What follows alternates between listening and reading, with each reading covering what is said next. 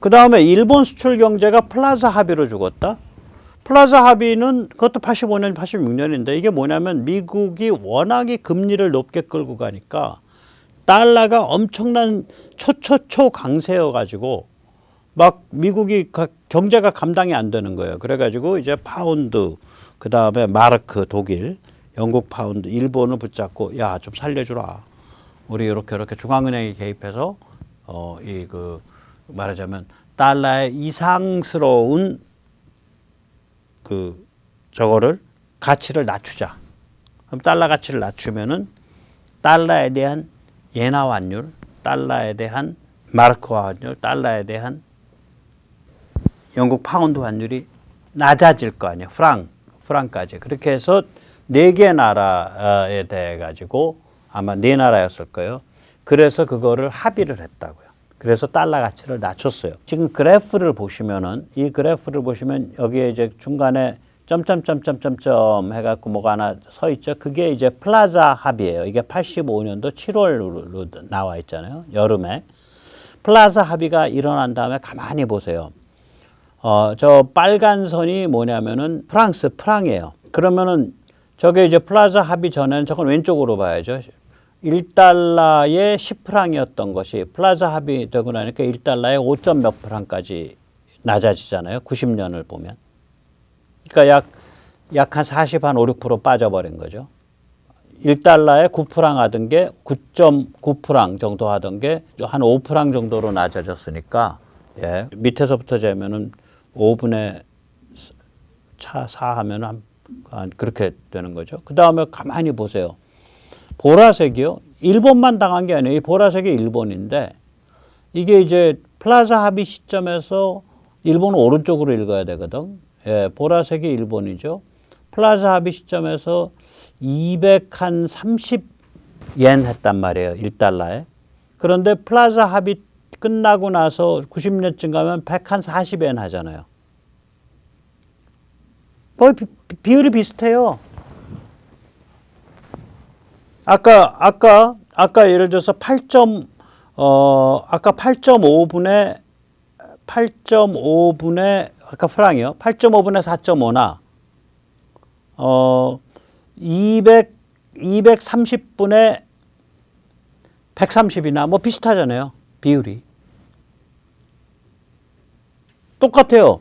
제일 안 변한 게 마르크 파운드가 제일 안 변했어요. 워낙 미국이랑 관계가 깊으니까 파운드는 같이 가니까. 마르크요? 안 변한 것 같죠? 저 파란색 펑퍼짐하잖아요. 아닙니다. 저 수치가 저렇게 돼서 안 변한 것 같은 착각을 주는데요. 플라자 합의 때 1달러에 약 3막 했던 애가 3막이 조금 안 갔던 애가 1990년에 얼마 갔어요? 1달러에. 예. 1.7막 정도 가잖아요. 그러니까 비율로 보면은 거의 비슷한 거예요. 그러면 일본 수출 경제만 플라자 합의로 죽고 왜 독일은 안 죽었어? 왜 플라자 합의로 경제 거덜났다라는 얘기가 왜 독일이나 프랑스에서는 안 나와? 그러니까 저는 저런 문제에 대해서 퀘스천을 던지는 거예요. 저 당연하듯이 뭐 그렇게 얘기하면서 일본을 견제하기 위해서 미국이 일본을 일부러 죽였습니다. 아니, 기업하고 경제하는 사람이요. 항상 도전은 있어요. 그 도전에 대해서 그 경제가 혹은 그 경제에 속한 기업들이 어떻게 대응을 발빠르게 하냐. 그걸 이제 아주 발빠르게 잘 대응하는 걸 레질리언트라 그러거든요. 레질리언스. 명사로는. 형용사는 레질리언트. 그런 유연한 대응 능력이 어느 정도 있냐라는 건데 일본이 그게 특별히 작았던 거예요. 그래서 작살이 난 거죠. 게임에 확 박혔을 때 작살 난다고요. 이런 식으로 그게 다 미국 탓이다라고 돌리면은 일본이 아직까지 플로피 디스크 쓰고 팩스 쓰는 게 미국 탓이냐 이거지. 그거랑 똑같은 소리예요. 사실은 제가 보기엔 엉터리다. 저는 일본 기업과 정부에 무슨 문제가 있다고 봐요. 그게 뭐냐면 역동성 부족이에요. 역동성 부족. 이게 일본이 그 정치계 또 관료 기업 이게 다 그냥 좋게 좋은 걸로 서로 합의해야 뭔가가 결정돼서 넘어가잖아요. 그래서 사람들의 사고방식에서 많은 관련이 있는 그 이해 당사자들 여럿이서 대충 합의할 수 있는 것. 이건 마치 뭐랑 똑같으냐면요. 기업을 투표, 민주주의로 운영하는 거랑 똑같아요. 기업을 만약에 투표 민주주의로 운영하면 그 기업 망하죠.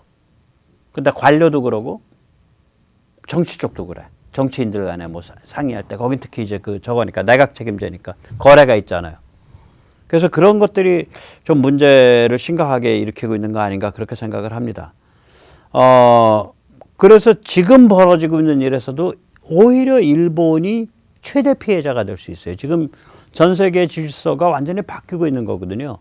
중국 사랑이 차이나 디커플링으로 넘어가고 있잖아요. 군사 지정학에서는 중국 제압 순치로 넘어가고 있잖아요. 이 변화의 폭이 지금 아무리 작게 잡아도 1990년 이착저착으로 일어난 동구 소련권 붕괴 혹은 더 크게 잡으면은 1945년 제2차 세계대전 끝나고 나서부터 한 2, 3년 사이에 일어난 그 샌프란시스코 글로벌리즘과 냉전 체제의 확립 이 정도 급의 변화라고 보거든요.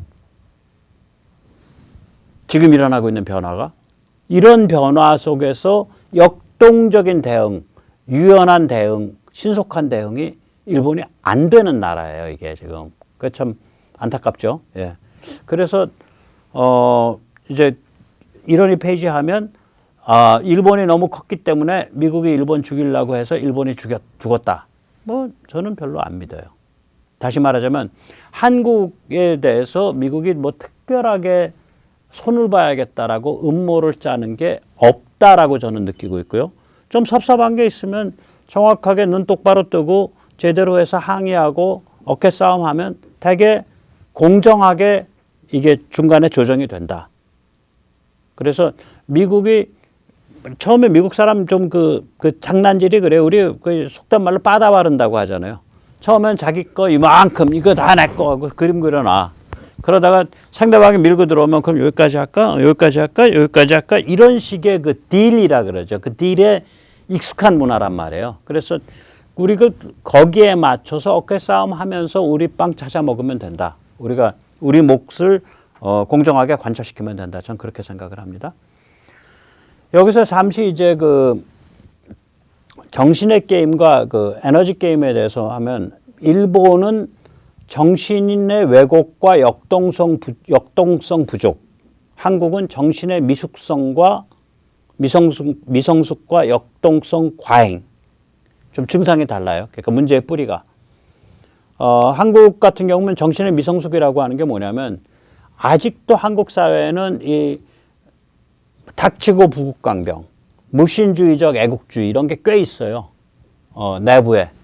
왜냐하면 우리가 그 어떤 현대 문명에 대한 어떤 철학적 그 이런 종교적 그 이해가 아주 깊지를 않기 때문에 이게 당연히 있죠. 그리고 이제 역동성 과잉은 한국 사람 기질이 워낙에 튀고 에너제틱한 데가 있어가지고 굉장히 튀고 에너제틱하죠. 한국 사람들이 기질이. 그래서 우리는 일본에 비하면 역동성은 과잉돼 있고 정신은 미성숙해 있고 일본은 정신이 미성숙이 아니라 저긴 좀 어두컴컴하게 좀 비틀려 있어요. 그리고 역동성은 부족하고 뭐 이런 서로 간에 좀 가지고 있는 문제 성격이 좀 다르다고 보고요. 이 한국에 대해서 참 재밌는 게 뭐냐면 지난 이제 그 30년 뭐 그 이상도 되는데 사실은 더 따지면은 말하자면은 그 중국 사랑은 사실 40년이에요. 미국이. 왜냐면 그 1980년에 카터 때 중국한테 그 최혜국 대우를 내줬기 때문에 중국 사랑 40년. 그 다음에 이제 이 4대 말살. 저건 짧게 잡으면은 냉전 끝나고 나서부터 30년이지만 길게 잡으면 1970년까지 올라가요. 4대 말살은. 그러면 4대 말살 그 월남전 때부터 올라가니까 그러니까 남녀 성구분 말살, 역사 말살, 진실 존중 말살, 가치 평가 말살. 그것도 한 30년에서 50년. 중국 사랑도 30년에서 40년. 이런 게 진행이 되면서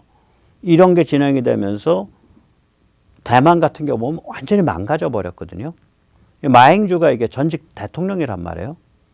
근데 가가지고 이건 2006년인가 2008년, 2013년 그쯤에 저 시진핑 만났을 때, 2010년인가 뭐 그쯤에 시진핑 만났을 때 싱가포르에서 회담이고, 요번에 시진핑 만나주지도 않았어요. 마잉주가 만난 최고위층이 누구냐면은 그 중국의, 그러니까 타이완 어페어스 오피스, 그러니까 중국의 대만사안 판공실, 뭐 그쯤 되죠. 예, 대만 문제 사무국의 부국장 만났어요, 이번에. 레드카펫도 안 깔아주고 전직 대통령이 왔는데 완전히 개취급했다고요. 지금 대만은 보면 국민당 반공을 얘기를 했고, 모택동 군과 내전을 했던 국민당에 완전히 친중, 종중 소굴이 돼 있잖아요. 거의 간첩스럽게. 그래서 우리가 되게 문재인이나 이재명 보유국, 더불어 중국당 보유국 정도로 끝낼 수 있는 그 힘이 어디서 왔을까? 우리 이제 그것도 극복해내야 되는데, 조만간에 극복할 텐데, 그게 한국의 참 재밌는 수수께끼예요.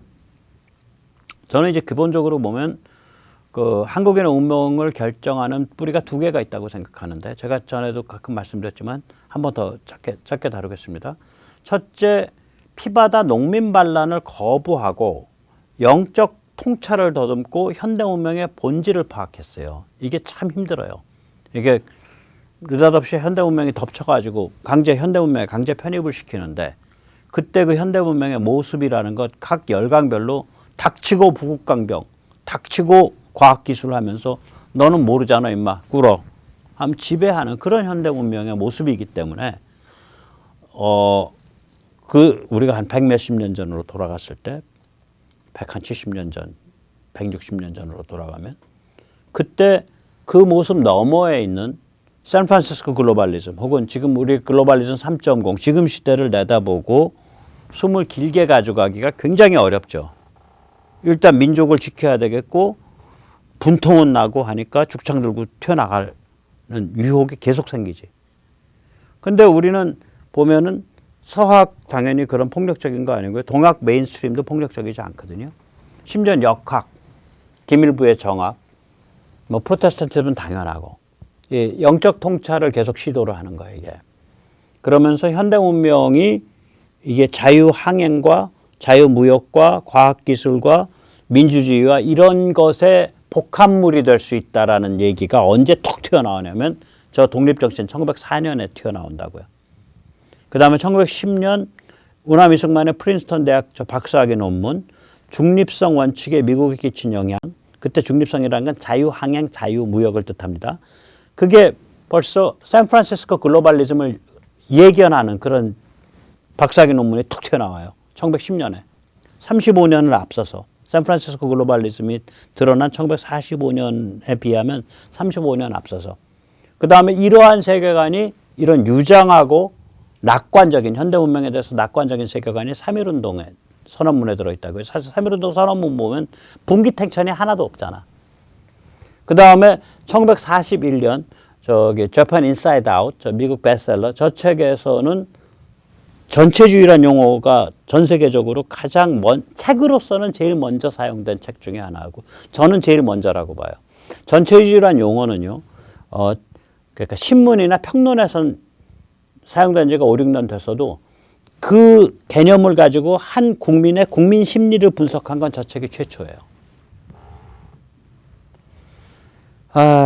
그래서 이게 우리가 1860년에 그 경에 우리가 현대 문명에 끌려 들어가기 시작하면서 1945년까지 85년 동안 우리가 숙제를 잘 한 거예요.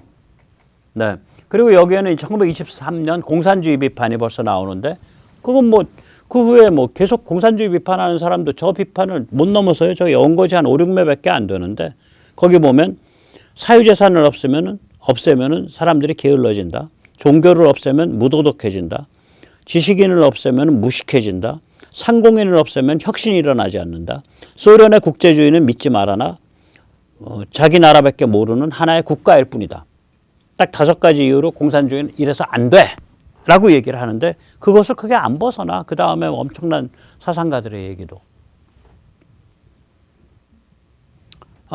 두 번째 뿌리가 있죠. 두 번째 뿌리는 뭐냐면 이게 이제 샌프란시스코 글로벌리즘 1.0 그게 이제 길게 보면은 대개 1990년까지 가요. 그 다음에 타락 글로벌리즘 그러니까 냉전 끝나고 중국사랑 러시아사랑에 미쳐 날뛰면서 그 월스트리트라든지 뭐 미국의 무슨 학계라든지 이런 그 엘리트들이 4대 말살을 띄워준단 말이에요. 좌좀들이랑 손을 잡고. 그러니까 그 남녀 성구분 말살, 역사 말살, 진실 존중 말살, 가치 평가 말살. 그게 두 번째 글로벌리즘 물결이죠. 우리한테 굉장히 큰 시련인데 우린 그때 그래? 중국이랑 잘 지내야 된다고? 우리 잘 지내서 실컷 돈 벌게 하면서 우리는 경제를 고도화시키죠. 제2물결도 타고 넘어갔어요. 그 다음에 제3물결 지금 시작되고 있는 거예요. 글로벌리즘 3.0 제가 3축 글로벌리즘이라고 말하는 거. 그럼 우리가 글로벌리즘의 세 개의 시즌을 세 개의 계절을 계속 잘 타고 넘어가고 있는 거죠. 그래서 우리가 글로벌리즘 1.0 때 그 1990년 이전에 저 육각형을 완성한다고요. 그러니까 48년부터 해서 50년까지 영토 주권과 정부가 형성이 되고요.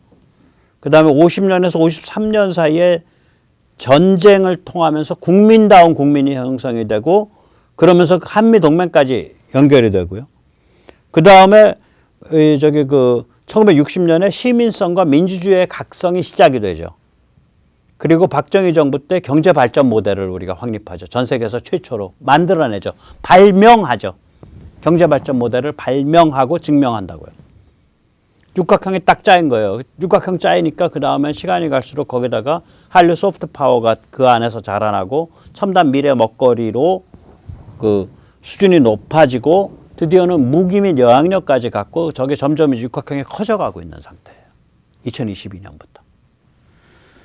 자, 그래서 이제 단적으로 말하면 저희는 이제 운명이 축복이라고 생각하는데 우리는 절체절명의 실존적 위협 속에서 살아왔잖아요. 그러니까 왜 이렇게 위기를 겪고 이 길로 왔나라고 보면 한미동맹을 기반으로 인류 보편의 가치와 세계시장을 향해 나아가지 않으면 우리 죽어요. 북한 침투와 북한에 밟혀서 죽고 중국에 밟혀서 죽고 우리는 한미동맹 바탕으로 인류 보편의 가치와 세계시장을 향해서 나아갈 수밖에 없어. 근데 우리가 굉장히 지난 한 30년 동안 굉장히 어려웠었던 건 정신적으로 혼란된 건 뭐냐면 이놈의 한미동맹이 미국이 중국 사랑에 빠지고 4대 말살을 띄우니까 이거 어디로 가는 거야? 그 와중에서 우리도 물질주의 쫓아가지고 경제만 발전시킨 거지 뭐. 정신은 반쯤 망가지고. 아무튼 이러한 길, 이게 이제 우리한테는 거스를 수 없는 운명이고 비가역적 운명이거든요. 그리고 앞으로 이 운명은 이 한국과 미국 사이에 깊은 그런 동맹관계의 바탕을 둬서 인류 보편의 가치와 세계시장을 향해서 나아간다. 이건 앞으로 북한 자유화되면서 완전히 또 버전이 달라질 거예요. 굉장히 높은 단계로 올라설 거예요. 뭐 저기 태안반도 앞에 그 조약돌 묻은 것도 다 가서 닦는데 북한 2,500만 명이 그 주민이 인간으로서 재활되고 부활되는 과정을 옆에서 거들어주고 부추겨주는 거잖아. 우리 한국 남쪽에 있는 5천만 명이. 그 과정을 통해서 어떠한 휴먼 드라마, 어떠한 인간 심리의 거대한 어떤 그 프로세스가 펼쳐질지 한번 상상을 해보면 뭔가 좀 많이 달라질 거다. 그래서 요즘 들어서야 이 한국 사람들 이거 굉장히 유니크한 운명을 가진 애들인데 이러한 생각들이 이제 세계적으로 한류도 보고 뭐 경제발전도 보고 무기도 보고 어쩌고 저쩌고 하면서 이제 조금 외국인들이 좀 이제 이거를 인정을 하기 시작하는 거예요. 그 전에 이게 인정이 안 돼. 한국 사람도 우리가 이렇게 유니크한지 몰랐잖아. 내가 나를 모르는데 남이 나를 알아주겠냐고. 그런데 이걸 가만히 들여다보고 있으면 아 이거 미국이 결여된 부분, 미국이 부족한 부분을 우리가 이게 보완해 주는구나. 이게 뭐냐면요. 미국이란 나라의 운명은 뭐냐면 그 200여 년 전에 그 알렉산더 해밀턴이 그 페더럴리스트 페이퍼 1호에 쓴 글에서 그 구절이에요. 제가 뭐 정확하게 번역은 안 한 거지만 이거예요.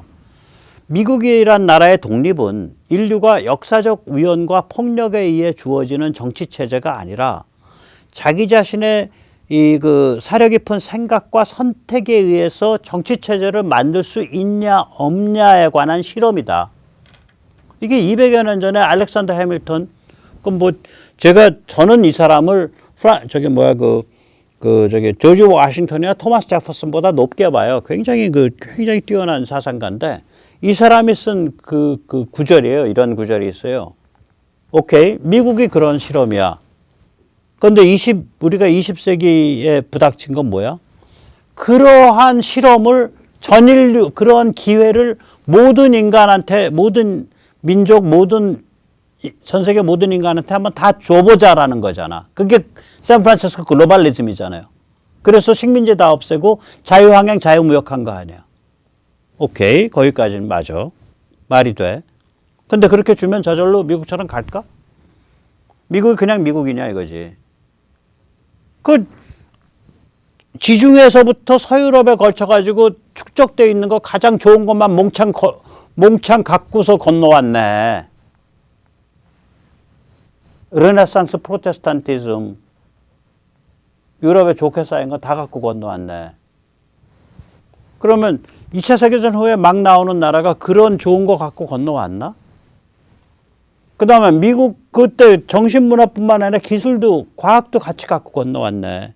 그리고 미국이란 땅덩어리 자체가 엄청난 자원을 갖고 있네. 넓고. 2차 세계대전 후에 무수히 독립한 나라들이 다 그런 조건인가? 아니잖아. 그러면 척박한 곳에서 미국의 실험이 어떻게 인류 보편화될 수 있냐? 이게 한국이 증명해내고 있는 거예요. 먹고 사는 거는 세계시장 속에 수출 경제로 해서 열심히 일하면 먹고 살아. 그 다음에 그러면서 그 습속, 민주주의에 대한 습속, 현대 자유공화국의 국민으로서의 습속을 익히면 민주주의도 할 수 있어. 그리고 내 살아가는 그 고달픈 이야기들을 때로는 웃기게 때로는 슬프게 풀면 전 세계인이 공감하는 문화도 만들 수 있어. 그리고 이 흉악한 놈들이 나를 이렇게 힐끔힐끔거리면은 내가 잘 무장하면 싸울 수도 있어. 이걸 다 보여주고 있는 거잖아. 즉 미국이라는 아주 좋은 토양에서 아주 좋은 조건을 가지고 성공을 했던 그 예외적 실험이 샌프란시스코 글로벌리즘에 의해서 약 80년 전쯤에 인류 전체에게 기회가 주어졌는데 그건 기회가 주어졌을 뿐이지 경제는 어떻게 발전시킬 것이며 사회 정치 문화는 어떤 코스를 통해서 발전하며 이런 거는 별개의 얘기다라는 얘기죠. 그 별개의 얘기, 그 비어있는 부분, 거기에 대한 모델 케이스를 한국이 제공하고 있는 거예요. 그런데 이걸 제공을 할 때 설득력 있게 이렇게 전파가 될 수 있어야 되잖아. 그러면 역경도 있어야 되고 그거 가지고 시비 거는 놈도 있어야 되잖아. 옆에서 저거 아니에요. 망칠 놈들이에요. 저건 양키의 개예요. 이러면서 옆에서 그 시비 거는 놈이 있어야 이게 빛을 보죠. 그 조명을 누가 때려주고 있냐? 땡큐 시진핑, 땡큐 김정은이죠. 그 조명기사입니다. 네, 오늘 여기까지 모시겠습니다. 감사합니다.